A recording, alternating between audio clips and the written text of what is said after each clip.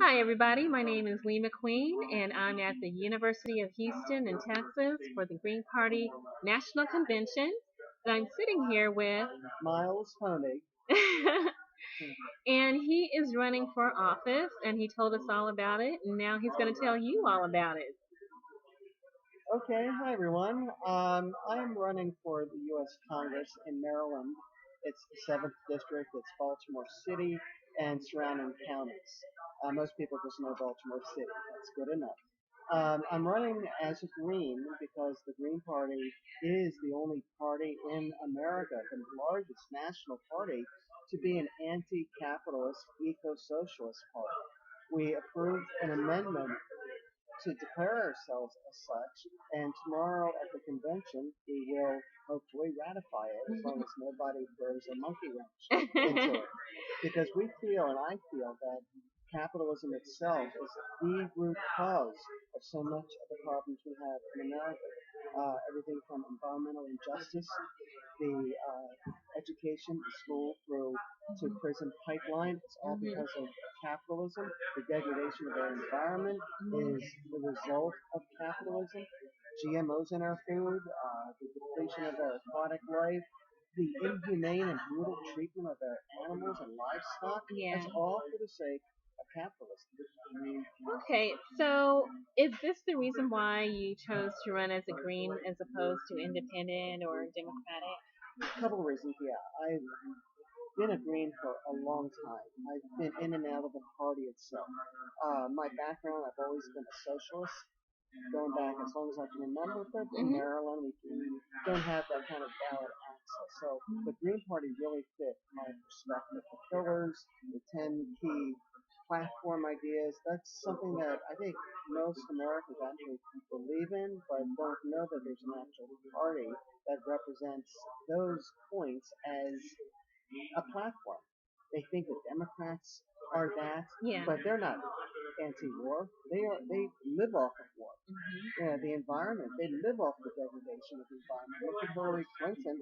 Oh, she has a Secretary of State went all over the world promoting fracking. Is Maryland vulnerable to fracking Yes, currently? yes. Okay. Not just because we have a Republican governor, but we do have the interest, the oil and gas interest in Maryland. That's very powerful. And whether it be a Democrat or Republican governor, we could see fracking as a possibility. Less with the Democrat for sure, but still, that fear is still there. They But seem kind of flexible on that issue. Like they could go one way or another depending. the Democrats, Yeah. but they usually go with fracking Mhm. because there's money involved. Yeah. How is the state of your race going now? What are you seeing competitively? I haven't had any interaction with my competitor, being Elijah Cummings. Things really don't. I'm sorry. Do you know him Uh, or of him? well, yeah. We'll just say I know of him. Okay. He's a tool of the Democrats in a huge way. The fact that he was chair of the platform committee, and he rubber stamped everything they went along. This is what I know of. Yeah. I don't know if he actually had a vote in any of that. I don't believe he did, but he was a facilitator for it. But why did they pick him? Because they Yeah. picked the person that they knew would help to rubber stamp. A very anti-environmental, very pro-war, very pro-Israel, very anti. Oh, I don't remember. Did they vote for or against the death penalty? I know Hillary is for the death penalty, as I'm sure Trump is. I'm sure, well, he was kill everybody. They claim to be pro-immigration, but this is one of the most anti-immigration presidents we've had in decades. Deported more immigrants in this country than any president recently, destroying millions of families in the process. Do you also have a Republican challenger? I don't believe I do. Uh-huh. So many seats in Maryland are so safe because in every state where the gerrymandered so that their candidate or their party will retain that position regardless of whether the candidate steps down, moves on, dies, whatever. You know it's going to stay pretty much in that party's hands. It does change in some districts. Do you see some traction on the Trans-Pacific Partnership issue? it's very helpful that we have Dr. Margaret Flowers, who is running for U.S. Senate in Maryland, and she is a very strong opponent of it and has led many demonstrations in Maryland. And we are really putting pressure on the representatives. Maryland, we don't know. We really don't know what's going to happen. So many of these things are already decided, and whatever pressure we put on, sometimes it's really just for show. And that's why the Green Party is there, because with the Green Party, it's not for show. We are transparent. Right.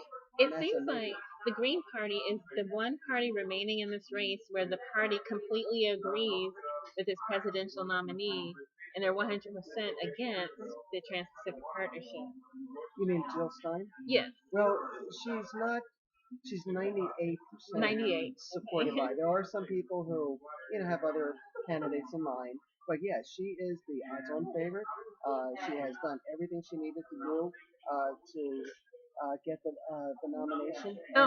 I mean that she's 100% agreed with her party being against the. Oh, absolutely. Oh, yeah. There seems to be some kind of discrepancy between what Hillary Clinton is saying and Barack Obama and her delegates on the platform committee. Right.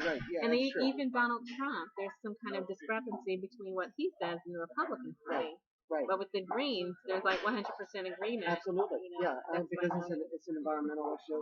It's not just environmental; it's a labor issue. It's a sovereignty issue. Yeah.